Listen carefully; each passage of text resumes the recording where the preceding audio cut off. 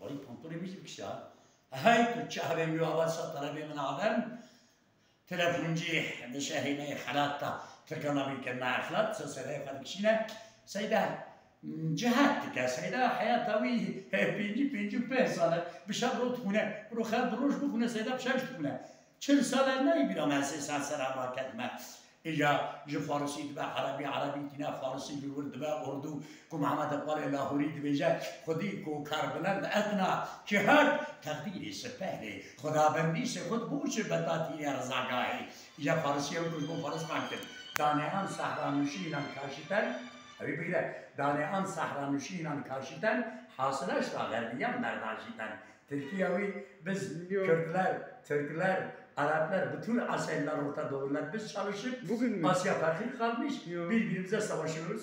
Amerika ve Avrupa silahını satıyor, bizi birbirine hem öldürtüyor, bizim ham maddelerimizi yeri götürüyorlar.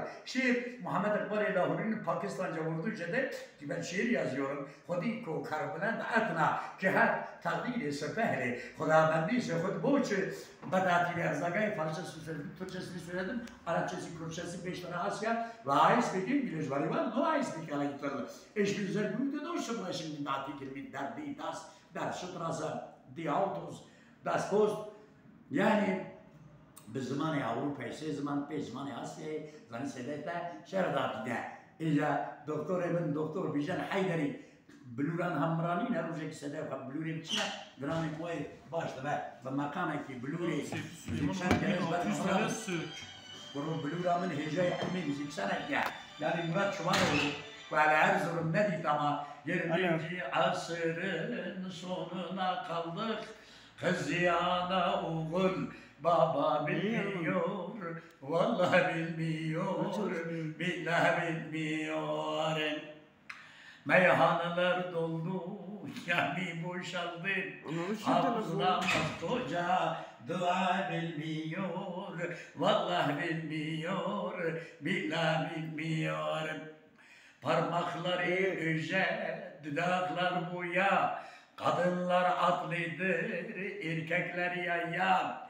İğne iplik güllek yama bilmiyor, vallahi bilmiyor, billahi bilmiyor. Hatta testifrası boş kalmış, besmeleyi bile çekmiyor, doyabilmiyor.